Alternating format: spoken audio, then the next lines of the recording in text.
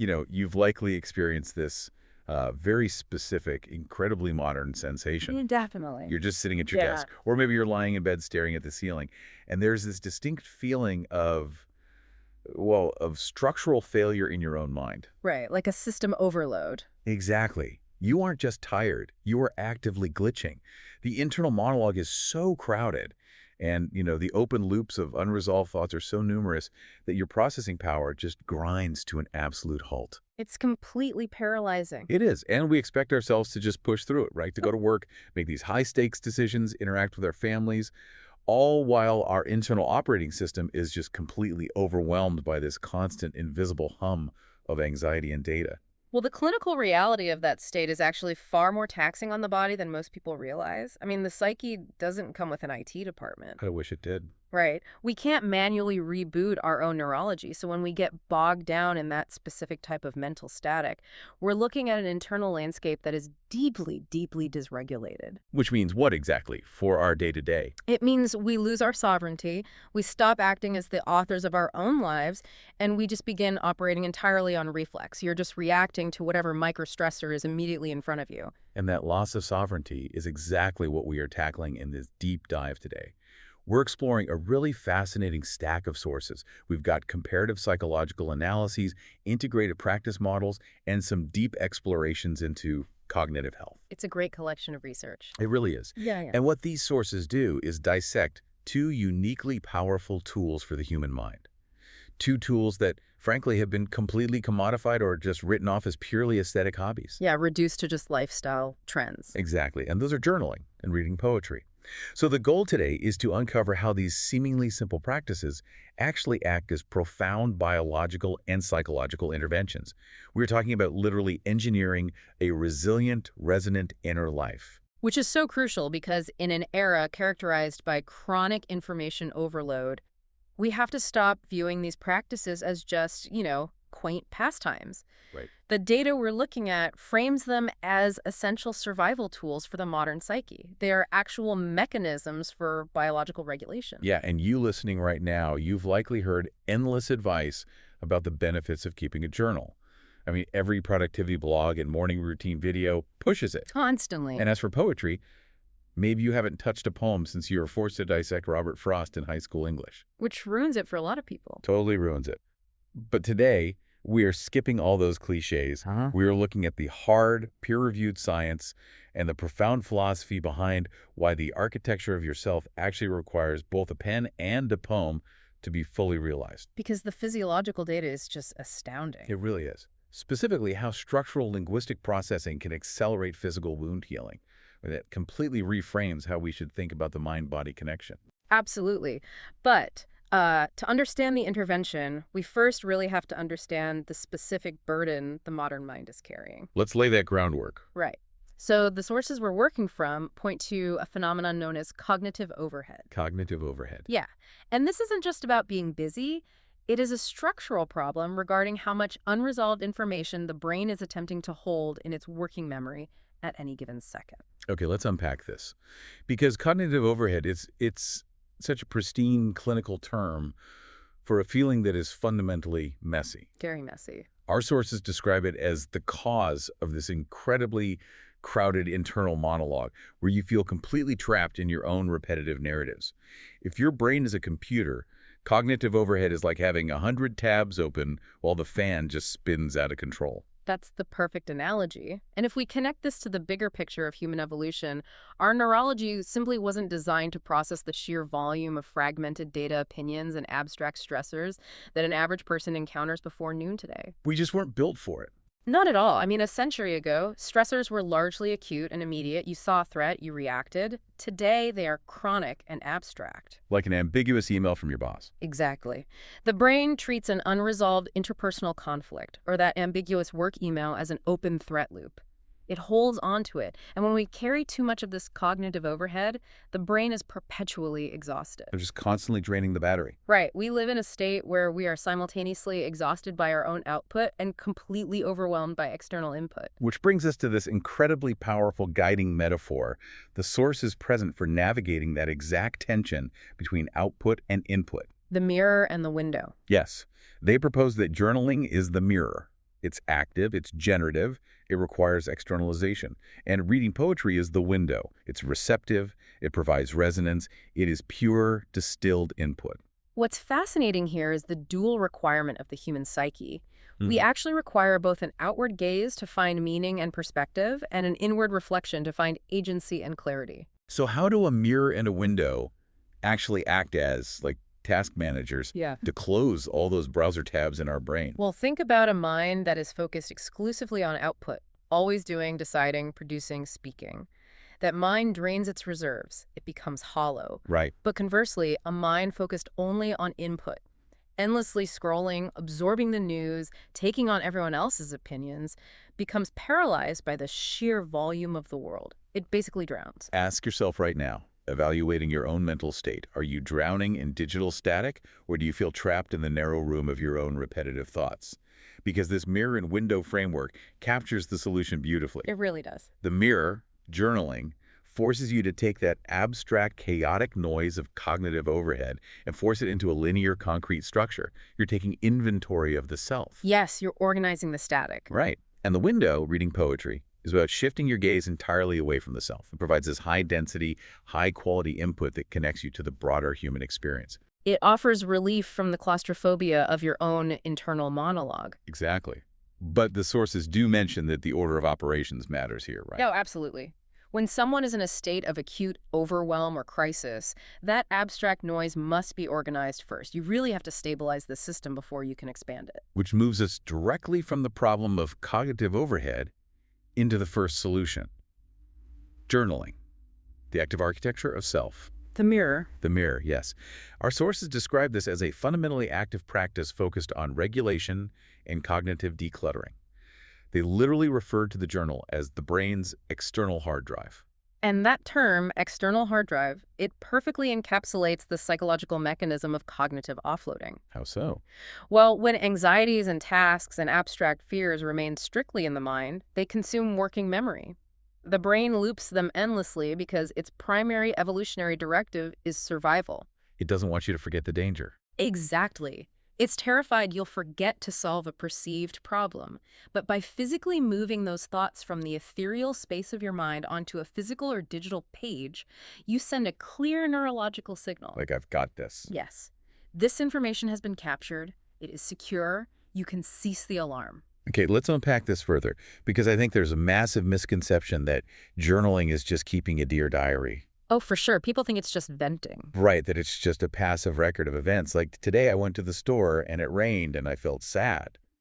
But the science of expressive writing that our sources highlight is hardcore biology. It is.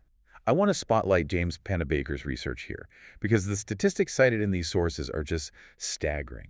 Expressive writing improves immune markers. It lowers blood pressure. It's remarkable. But here is the data point that I cannot stop thinking about. Yeah. One study tracking pre-surgical patients found that 76% of those who engaged in expressive journaling achieved full physical wound healing within 11 days. Let that sink in. Seriously. Because for the non-journaling control group, that number was only 42%. It's an incredible difference. Let's pause on that mechanism, because it challenges everything we assume about medicine. How does the act of writing words on a page cause the cellular tissue of a surgical wound to physically synthesize and close faster? I mean, that sounds completely wild. It sounds completely implausible until you look at the endocrinology of chronic stress. Let's look at the specific physiological pathways here. Yeah, break that down for us. When you carry unresolved emotional weight, particularly the severe anxiety preceding a surgery, your brain perceives an ongoing existential threat. It activates the sympathetic nervous system, specifically the HPA axis. The hypothalamus, pituitary, and adrenal glands. Exactly. Your system just becomes flooded with cortisol and adrenaline. And we know that chronic cortisol exposure is incredibly destructive over time. It is highly immunosuppressive. When your body is flooded with stress hormones, its biological imperative is immediate short-term survival. Fight or flight. Right. The body literally diverts cellular resources and energy away from long-term maintenance projects. That includes the synthesis of T lymphocytes, immune function, and crucially, the tissue repair necessary to close a physical wound. Because if you're running from a tiger, healing a cut doesn't matter. The body's logic is simple. Healing a laceration is irrelevant if you don't survive the next 10 minutes. So the body literally pauses the healing process because it thinks it's in immediate danger. And that's where the journal comes in. Exactly.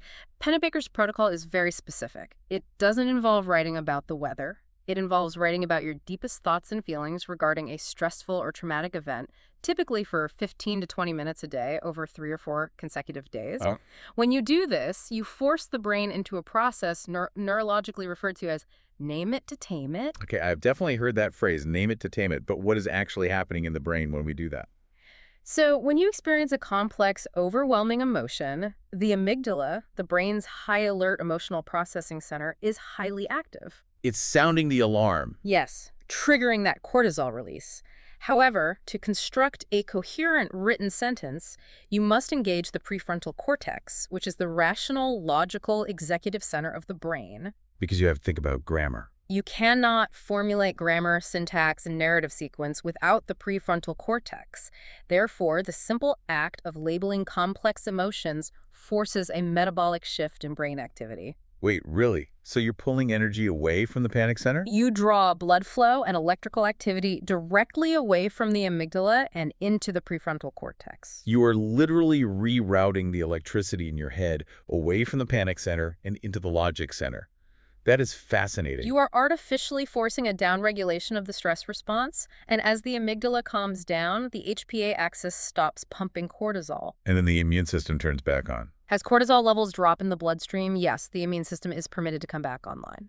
The body realizes the existential threat has passed, and it redirects its cellular resources back to the wound site. So those 76% of journalers who healed fully, they didn't perform magic.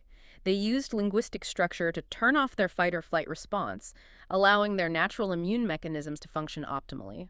That is just phenomenal. And the sources emphasize that this all hinges on the concept of narrative construction. Narrative is key. Because narrative inherently requires logic and sequence.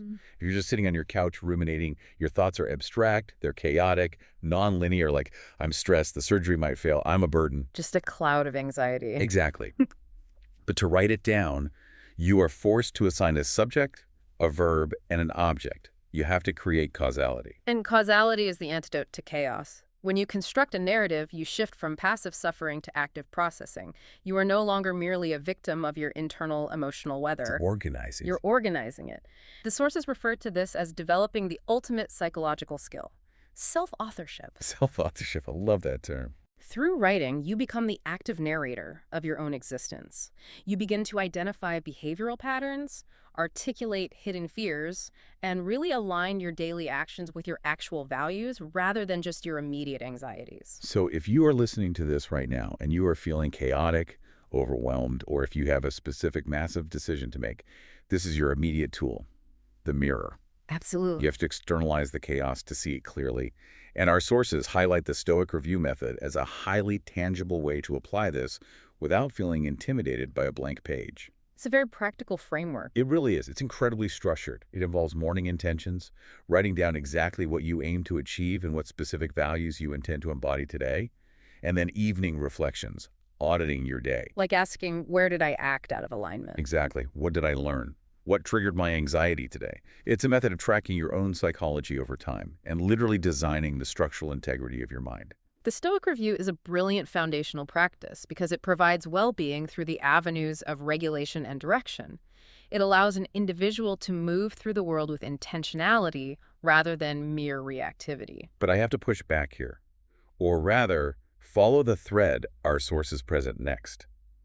Because if journaling is this biological superpower, if it can literally close surgical wounds, downregulate the amygdala, and grant us self-authorship, why isn't it the only tool we ever need? That is the crucial question. Right? Why bother with anything else? This brings us to a really critical juncture in the research, the trap of the insular self. Because our sources are very clear that there are hidden, profound dangers to staring into a mirror for too long. It is a vital nuance, and honestly one that is almost entirely ignored in modern self-improvement discourse. Journaling, by its very nature, is a tool of isolation. Just you and the page. Just you, your thoughts, and the page. And without strict, mindful direction, that practice can very easily descend into a closed, destructive loop of rumination. I can personally attest to this. I remember a period where I was trying to build a daily journaling habit, and after a month, I looked back at the pages, and it was just a complaint log. Yeah, that happens so often. It was. It was just me listing everything that frustrated me about my job and my life day after day. I didn't feel better after writing it. I felt more entrenched in my own irritation. Your experience perfectly illustrates the clinical danger of the unstructured blank page, particularly for individuals prone to high anxiety or depressive states. Interesting. If you sit down without a specific prompt or structural framework, you run the very real risk of simply rehearsing your own misery.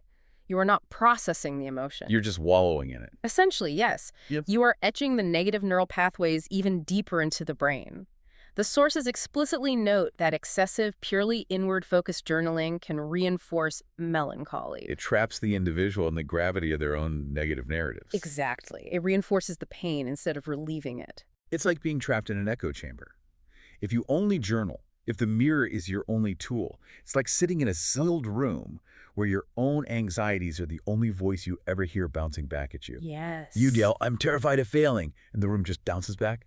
Terrified of failing. Exactly. It amplifies the mental static rather than clearing it. And frankly, relying only on the mirror seems incredibly exhausting. It's a high barrier to entry. The cognitive demand of the blank page, having to constantly figure yourself out, to generate your own wisdom from scratch every single morning, that requires so much discipline. It can be super confronting. It is an unsustainable cognitive burden for most people. Yeah. And return to your point about the echo chamber, relying exclusively on the mirror ultimately stalls personal evolution. You just become one-dimensional. Precisely. If you only ever look inward, your worldview becomes entirely one-dimensional. You risk becoming utterly obsessed with your own emotional optimization, your own progress, your own minor fluctuations in mood. You become the center of a very small, very fragile universe. Which raises an important question. How do we shatter the illusion of our own isolation? How do we introduce a perspective that isn't infected by our own internal biases? We have to look outside. We have to shatter the echo chamber. Which brings us to the exact inverse of the journaling practice. Reading poetry.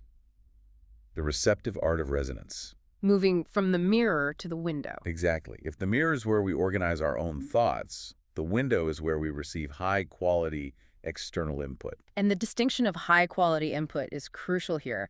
As we discussed with cognitive overhead, we are constantly bombarded with input social media feeds, breaking news, advertising. But that's mostly junk food. It is. That input is almost universally low wisdom and high anxiety. It fractures our attention. Poetry represents the inverse of that. It's a low-information, high-wisdom diet. Arguably the most high-density, high-wisdom input available to the human mind. And the sources use a phrase to describe the experience of reading poetry that I absolutely love.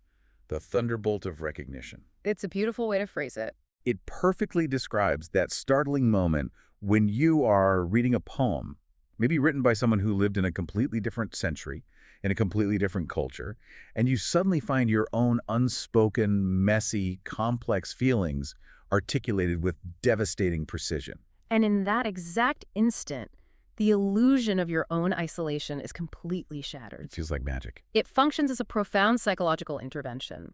When a line of poetry perfectly encapsulates your specific flavor of grief or joy or existential confusion, it violently normalizes the human experience. Right. It bypasses the logical brain and tells your nervous system, you are not an anomaly, you are not broken. The emotion you are experiencing is such a fundamental part of the human condition that someone else was moved to build a monument of words to it. It offers immense validation without ever demanding that you explain or justify yourself. Exactly. But here's where the deep dive gets really interesting. We covered the hard endocrinology of journaling, but the physiological data surrounding the reading of poetry is just as rigorous. It really is. The sources cite studies showing that reading rhythmic poetry aloud can activate the parasympathetic nervous system, the body's rest and digest response, more effectively than many standard clinical breathing exercises. It's incredible. Wait, really? A poem can outperform a breathing exercise for nervous system regulation. It dramatically slows the respiratory rate and significantly improves heart rate variability. Okay, let's talk about heart rate variability. Heart rate variability, or HRV, is one of the most critical metrics we have for nervous system resilience. It measures the micro variation in time between each heartbeat. And higher is better, right? Yes. A high HRV indicates a highly adaptable nervous system that can fluidly transition between a state of alertness and a state of relaxation. Okay. Modern chronic stress decimates HRV because it prevents what we call the parasympathetic rebound. We stay locked in alertness. But when you read rhythmic poetry aloud, you are essentially engaging in a highly structured, organic form of breathwork. Because of the rhythm. The meter of the poem, the physical structure of the syllables, literally dictates the pace, depth, and rhythm of your inhales and exhales. I had never considered the physical mechanics of reading aloud. But of course, to properly recite a stanza of iambic pentameter or the sweeping lines of Walt Whitman, you are forced to regulate your breath to match the punctuation and the rhythm, You naturally extend your exhales. which stimulates the vagus nerve. Exactly. I find it fascinating that humans have had this organic technology for centuries in the form of meter and rhyme, and now we try to hack that same biology with sterile smartphone apps that beep at us to breathe in for 4, hold for 4. It's the same mechanism. But poetry does the exact same thing while nourishing the mind with meaning at the same time. It is ancient, intuitive technology. And the neurological impact extends far beyond just respiratory regulation. The sources delve into how poetry stimulates specific regions of the brain. Have you ever read a line of text and physically experienced a shiver down your spine? Oh, absolutely. The aesthetic chills. Goosebumps. Precisely. That physical sensation is the result of the brain's reward circuitry being powerfully stimulated by a profound metaphor or an unexpected turn of phrase. But the most significant neurological mechanism at play here is bilateral brain stimulation. Okay, let's break that down. Bilateral brain stimulation. I know that term is heavily associated with trauma therapies like EMDR, but how does reading a poem trigger it? To understand this, we have to look at lateralization in the brain. Broadly speaking, the left hemisphere is responsible for logic, linear sequencing, literal language processing, and analysis. Left is logic. Got it. Right. And the right hemisphere is responsible for processing emotion, intuition, spatial awareness, and holistic imagery. Now, when you read normal prose, a news article, an instruction manual, or even a typical nonfiction book, you are primarily lighting up the left hemisphere. Because you're processing data linearly. Exactly, but poetry is structurally unique. It utilizes literal language and syntax, which requires the left brain to convey profound, abstract emotional imagery and metaphor, which requires the right brain. It forces both hemispheres to fire and communicate simultaneously across the corpus callosum. So it's a full brain integration. It forces the logic center and the emotion center to sync up at the exact same time. Exactly. And the therapeutic value of that integration is immense. Because it engages both hemispheres, poetry can bypass the logical defenses we constantly construct. Give me an example of that. Well, if you are experiencing profound grief and a well-meaning friend gives you a list of logical reasons why you shouldn't be sad, what happens? Your left brain instantly builds a counterargument. Right, you reject the input. But if you read a metaphor that perfectly captures the exact texture and weight of your grief, it slips right past those logical guards. It hits the emotional core directly, while the logical brain is occupied with the language processing. That perfectly explains why a poem can make you cry when an essay on the exact same topic leaves you totally cold. It also fundamentally expands our emotional vocabulary. So often, the cognitive overhead we feel is simply because we literally lack the words to describe our internal state. We default to these blunt and precise labels. We say, I feel bad, or I'm stressed. Which doesn't help process anything. No. But poetry offers hyper-precise metaphors for incredibly subtle, complex emotional states. The sources point to a brilliant example of this. Learning the psychological concept of radical acceptance through Rumi's 13th century poem, The Guest House. The Guest House is arguably the quintessential example of bibliotherapy. In it, Rumi uses a brilliant metaphorical framework. He describes being human as being a guest house. Right. Every single morning brings a new arrival, a joy, a depression, a meanness, a momentary awareness. His instruction is to welcome and entertain them all. Even the bad ones. Especially the bad ones. He specifically writes that even if a crowd of sorrows arrives and violently sweeps your house empty of its furniture, you must still treat each guest honorably, because they may be clearing you out for some new delight. The way that reframes the entire experience of negative emotion is staggering. Instead of internalizing the feeling saying, I am depressed, which makes the depression part of your core identity, the metaphor creates distance. It separates the emotion from the self. It becomes, depression is a temporary guest that has arrived in my house today. My job is not to fight it, but simply to be a gracious host until it leaves. It entirely shifts your relationship to your own suffering. It provides a sophisticated model for navigating psychological pain without requiring you to invent that model yourself from scratch, which brings up another crucial point from the sources: the metabolic rate of reading. The metabolic rate. Yes. We are conditioned by the digital age to skim text. We read to extract information as quickly as possible, but you cannot skim a poem. No, if you skim a poem, it just sounds like nonsense. You Oh. completely miss the rhythm, the double meanings, the emotional payload. Exactly. Poetry actively resists the speed of modern consumption. It forces a deceleration. It demands that you slow your metabolic rate of reading to match its rhythm. It requires contemplation. It offers a gentle, ongoing conversation with the human condition that provides awe and perspective. Crucially, without demanding that you solve anything. That is the perfect distinction, without demanding that you solve anything. Journaling, the mirror, is so often about solving, optimizing, and organizing. Poetry, the window, is about simply being and witnessing. Right. So if you're listening and you are feeling lonely, numb, cynical, utterly exhausted by your own mind, or if your thoughts just feel stale and repetitive, poetry acts as the wise friend. It is the precise tool you need when it is time to stop speaking and start listening. Which naturally leads us to the ultimate realization drawn from these sources. Neither tool is sufficient in isolation. To rely solely on the mirror is to become a narcissist trapped in a loop. And to rely solely on the window. It's to become a passive observer of life, lacking the agency to direct your own path. Right. Which brings us to the synthesis of these practices. We need both the active output and the receptive input. The sources shift their focus here to how we can actually fuse the window and the mirror into a unified system for self-fulfillment. Because true psychological wellness requires a delicate balance. We need self-authorship to provide direction, structure, and boundaries.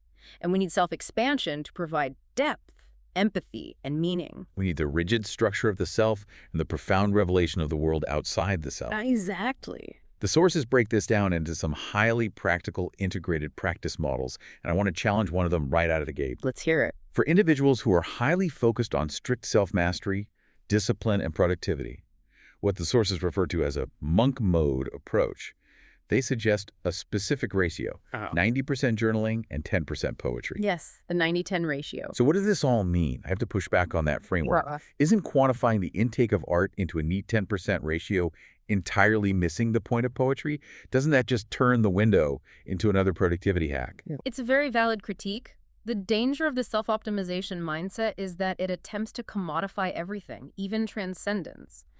However, we have to look at the intention behind the 90-10 ratio. Okay, what's the intention? The sources are specifically addressing highly driven individuals whose default state is entirely mechanical. For these individuals, asking them to spend 50% of their time reading abstract verse would result in complete rejection of the practice. They just wouldn't do it. Right. So the 90-10 ratio is a pragmatic intervention. The 90% journaling builds the foundation, it tracks the goals, regulates the immense daily stress, and maintains strict sovereignty over an ambitious mind. The 10% curated poetry acts as the vital antidote to the sterility of that ambition. The sources call that 10% the emotional spice, which is, well, it's a funny term, but I see the utility. Yeah. If you are in deep monk mode, you are highly structured. You are a machine. But without the window, you risk becoming a highly efficient machine that has completely lost touch with its own humanity. So the 10% poetry keeps the soul alive, ensuring you don't lose your empathy, while the 90% journaling builds the empire. Exactly. It prevents the active architecture of self from becoming a prison. But if the 90-10 ratio is the macro philosophy, the sources also provide micro-practices for the daily level. Right, like poetic journaling and the reflective cycle. Yes, but the absolute core recommendation, the practice that perfectly fuses the two modalities, is called the tandem method. The tandem method. This is where the theoretical framework becomes a concrete daily habit. It's a 4-step process that literally fuses the window and the mirror into a single 10-minute session. I want to walk through these 4 steps in detail because this is how we actually close the open browser tabs in the mind. Let's examine the mechanics of it. Step 1 is select. You take a piece of poetry and you read it slowly. Crucially, the instruction is not to analyze the poem academically. Right, you aren't trying to decipher the author's intent or map the rhyme scheme. No, you are reading it physically, paying close attention to the somatic resonance of the imagery. You are waiting for your body to react. You're waiting for that aesthetic chill. You're reading until a line hooks you. Precisely. Which leads to step 2, identify. You isolate one specific phrase, perhaps even just half a line, that creates a sudden spike in internal tension, resistance, or deep recognition.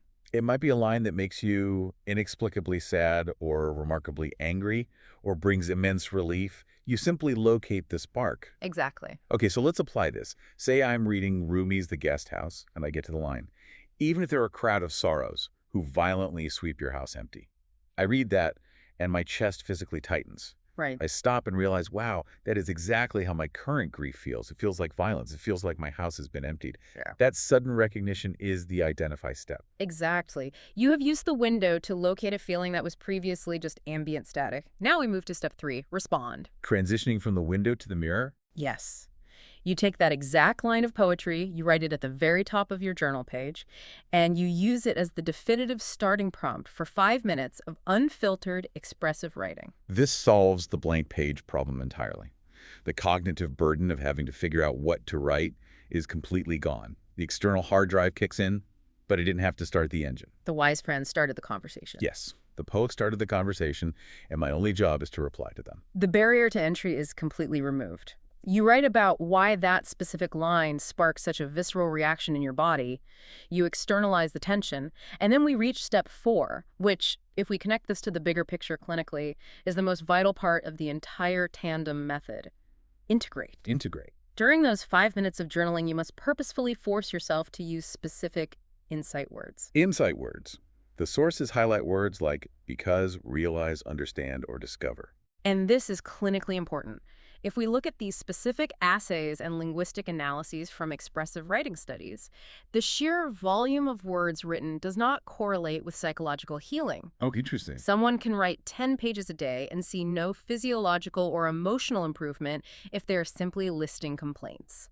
The healing correlates directly with a measurable cognitive shift demonstrated by language. So the words you use literally dictate the healing. Yes. When you force yourself to write a word, like because or realize, you are forcing your prefrontal cortex to create causatal. You are forcing it to extract meaning from the chaos. So returning to the Rumi example, instead of just writing, I feel like a violently swept house, I'm so sad, everything is awful, I force an insight word. All right, I feel like a violently swept house because I lost my job, and I now realize that my entire sense of self-worth was tied to a corporate title. The difference between those two sentences is the difference between rumination and processing. In the second sentence, you have successfully used external art, the poem, to bypass your logical defenses and access the raw, terrifying emotion. Right. And then you immediately used specific linguistic tools, the insight words in your journal, to fundamentally and permanently rewire your understanding of your own psyche. You have closed the lid. I love visualizing this entire framework as a process of building a home. Journaling is pouring the concrete foundation. Yeah. Is framing the walls, putting on the roof, establishing the rigid, uncompromising structure that keeps the rain out and gives you a place to stand. Yes. But poetry is what decorates the rooms. It paints the walls. And most importantly, poetry provides the windows so that your house doesn't feel like a suffocating bunker. You absolutely must have both to have a home you actually want to live in. The spatial analogy is highly accurate. A bunker is perfectly safe, but it is entirely dark, isolated, and disconnected from the world. Conversely, a house made entirely of clear glass might offer beautiful views, but it provides zero protection, boundaries, or privacy from the elements. The architecture of a resilient self requires the solid, load-bearing walls of self-authorship perfectly balanced with the clear glass of self-expansion. I want to issue a genuine challenge to you listening right now. Try the tandem method tonight. It requires less than 10 minutes. You don't need a fancy notebook. Grab a scrap of paper.